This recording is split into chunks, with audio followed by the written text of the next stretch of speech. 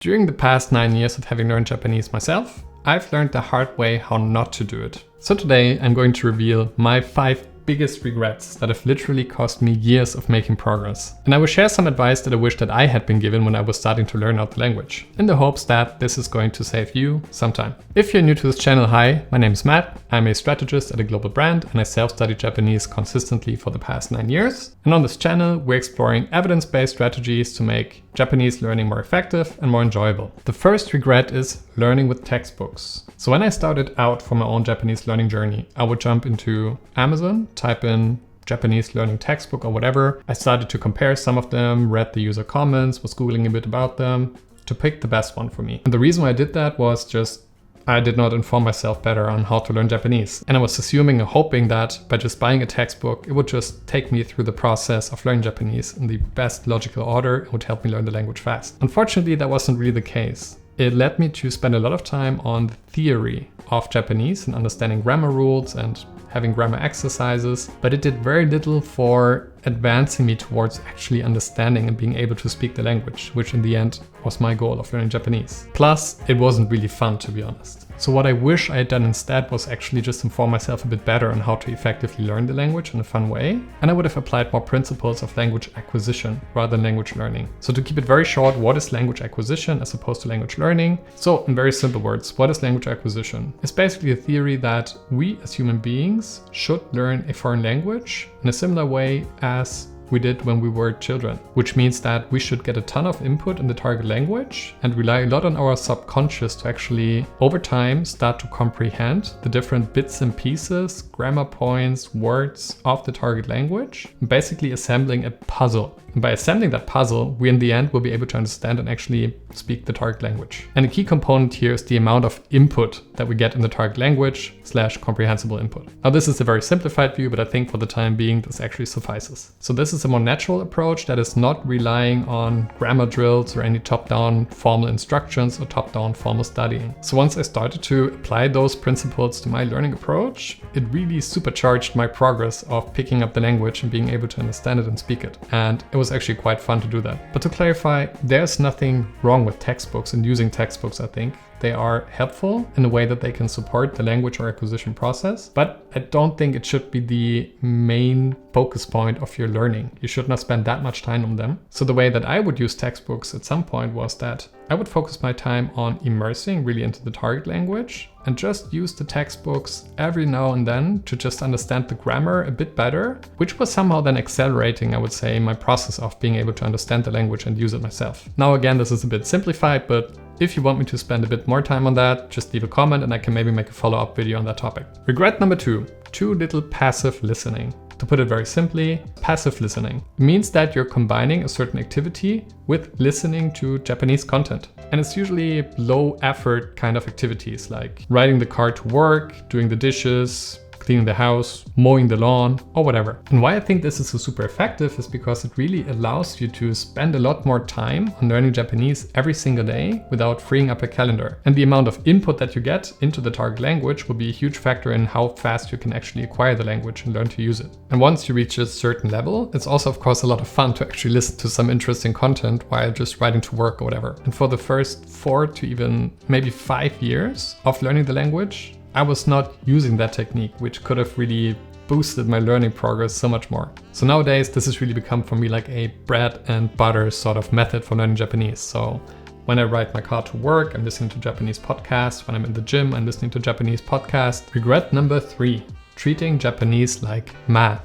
So I think that for native English speakers or in general people from Europe or more the Western part of the world, Japanese is a quite complex and vague and ambiguous kind of language. There are just so many things very different to the languages that we're used to. To just pick one random example, think of the particle use wa versus ga. There's so many rules and there's so many exceptions that it's so difficult to actually understand the usage just by looking into rules and guidelines on how to use them. So what I regret doing is that whenever a new grammar point or a new word or expression came up, I really wanted to understand what is the theory behind it and how do I use it and really fully understand and comprehend the picture. So I would spend so much time trying to research about the different rules and understand patterns and the theory behind it that would hopefully give me some more clearer guidelines and would just help me to understand the language better. And that caused me to waste so much time that I could have spent instead and would have been spent better on actually learning Japanese or immersing into Japanese content. So what I wish someone had told me in the beginning of learning Japanese is I needed a bigger tolerance for ambiguity of the language,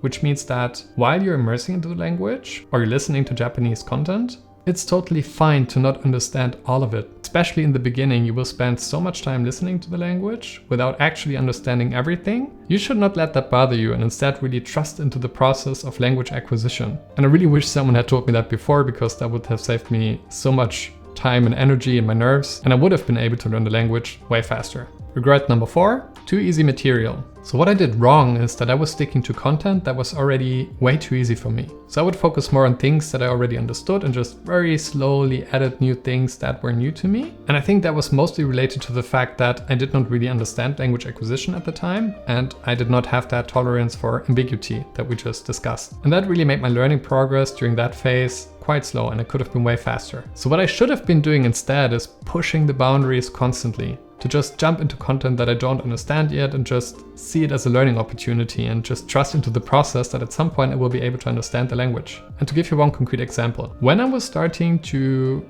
listen to podcasts, which was anyways way too late in my Japanese learning approach, I would listen really at beginner podcasts, for instance, Nihongo kon Teppei, which is a really great podcast, I fully recommend it. But I was sticking way too long to that kind of level, because Teppei-san has also a podcast that is more focused for intermediate or slightly advanced levels. And I was actually in the beginning trying to listen into that, and I just realized I don't understand basically anything of it, maybe 10%. But at some point, I would just get a bit bored with the more for beginners kind of podcast, and I would just jump into the more intermediate and advanced podcast without really fully understanding it yet. And then at some point, and I really can't tell you when and why and how, I realized, oh shit, I basically understand most of what's being said. It's maybe 90% that I get. And then I was thinking back at when I was starting to actually switch to that channel, I was understanding literally maybe 10 to 20%, as I said. So I think this was a huge boost to my Japanese learning, and I should have done that way earlier. By the way, I'll leave a link in the description to the podcast that I just mentioned, because I think they're really, really good. Regret number 5, using the wrong apps. First things first, there are tons of apps out there to learn Japanese, especially those focused on learning kanji or learning new vocabulary.